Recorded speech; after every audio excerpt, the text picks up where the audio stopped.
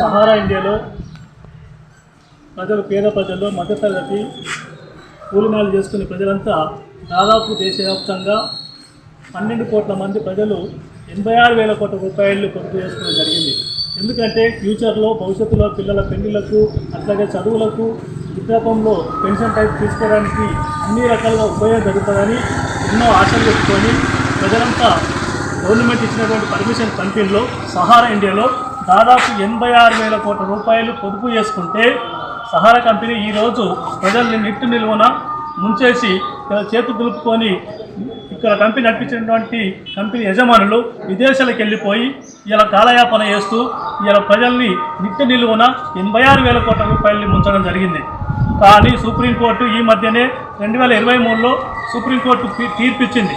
దాదాపు 24,000 కోట్ల రూపాయలు ప్రజలకు వెంటనే ఇమీడియట్గా చెల్లించాలని తీర్పిచ్చిన తీర్పును గవర్నమెంటు రాష్ట్రంలో కేంద్రంలో ఉన్నటువంటి బీజేపీ ప్రభుత్వం అమలు చేయకుండా కాలయాపన చేస్తూ దాదాపు 24,000 కోట్ల రూపాయలు చెల్లించుకొని సుప్రీంకోర్టు చెప్తే 500 కోట్లు చెల్లించి కాలయాపన చేస్తూ ఇలా ప్రజల్ని ఇబ్బందుల పాలు చేస్తూ ఉన్నారు.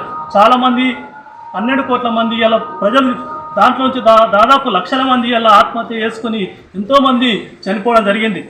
అట్లాగే ఇలా ప్రభుత్వం కూడా నిర్లక్ష్య వైఖరిగా ఉండడంతో ఇలా చాలామందికి డబ్బులు రాకుండా వాళ్ళ పెళ్లిళ్ళు ఇంట్లో చదువులు ఆగిపోతూ ఉన్నాయి, పెళ్లిళ్ళు ఆగిపోతూ ఉన్నాయి.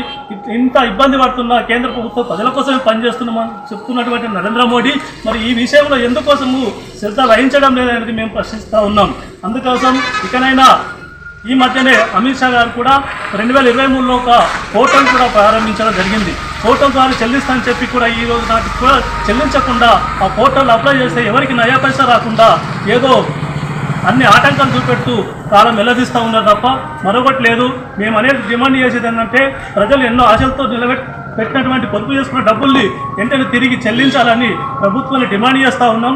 అట్లాగే పోర్టల్ ద్వారా కాకుండా పోస్ట్ ఆఫీస్ ద్వారా లేక నేషనల్ బ్యాంకుల ద్వారా చెల్లించాలని ప్రధానంగా డిమాండ్ చేస్తూ కేంద్ర ప్రభుత్వం చొరవ తీసుకు